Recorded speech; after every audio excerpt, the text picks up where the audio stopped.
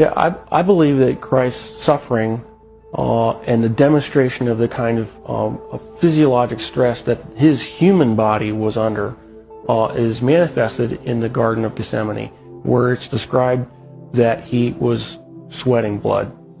And there is a well-documented medical condition in which patients who are under tremendous amount of emotional stress and physiological stress can in fact sweat blood, because little blood vessels within the glands burst and then the blood is expressed.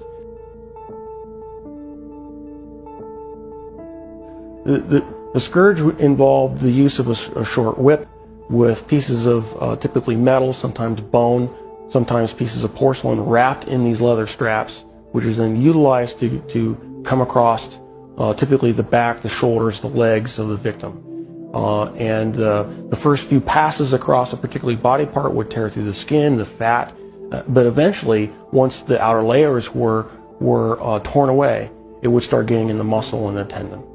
And of course, along the way, you're ripping through all the blood vessels that supply all those tissues.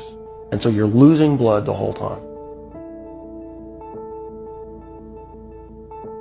The plant that was described actually had a very long thorn, not the little thorns that we would think from a rose bush. These were thorns that were typically 1.5 to 2 inches in length. The scalp is one of the most vascular portions of our bodies. It had a huge blood supply up there. So then having those thorns shoved down into down onto the bony plate would have gone through all the scalp, which in and of itself would have created a huge amount of blood loss.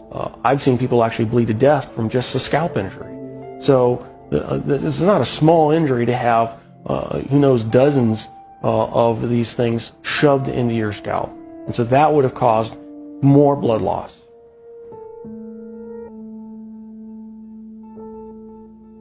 Typically when a victim has to carry the cross, what has been described in the literature, in actual Roman literature, is they describe they carry the crossbar, and the crossbar is estimated alone was estimated to weigh about 110 pounds. And of course, if your arms are stuck out here, wrapped up on the crossbar, and you fall down, you need help getting up.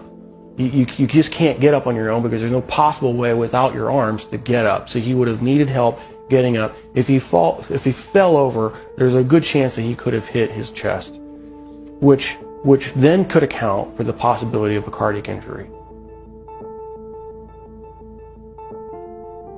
Anatomically, we consider the wrists as part of the hand, and so with the placement of the nails between the radius and the ulna at that position, it still fits the definition of being in the hand, and it's in a position in which the nail won't rip out, which you have to have a solid point of fixation.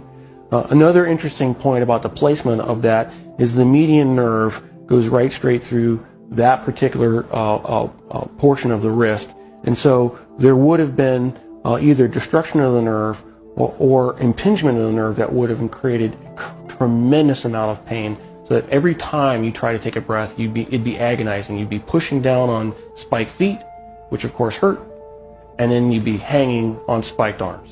And so you alternate from excruciating pain to excruciating pain every time you take a breath. So even if he survives the actual crucifixion, he would have had to survive what I believe to be a lethal injury from the spear, just to find out whether he was alive or not. What's described is the loss of water and blood, and that would entail either either a pleural effusion or pericardial effusion, and the blood would have come from either pulmonary artery, a pulmonary vein, the aorta or vena cava, or the heart itself. None of those injuries, unless you're treated immediately by a trauma surgeon like myself, with all the advanced equipment that we have, would be survivable after even a few minutes. Christ, as the Son of God, could have survived anything. He chose to manifest himself as a human at that point in time, and allowed himself to die.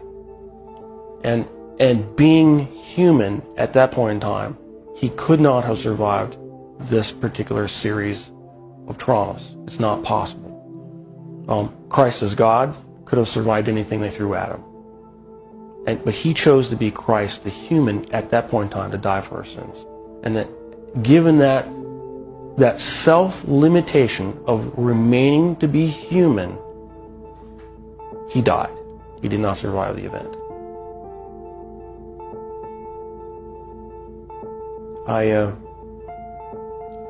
I'm profoundly impacted by it. Because I realized the price that he paid was something I would never be willing to do for probably anybody. It's very difficult for me to even sing songs about the cross, even in worship, because I truly do understand what he paid, the price that he paid.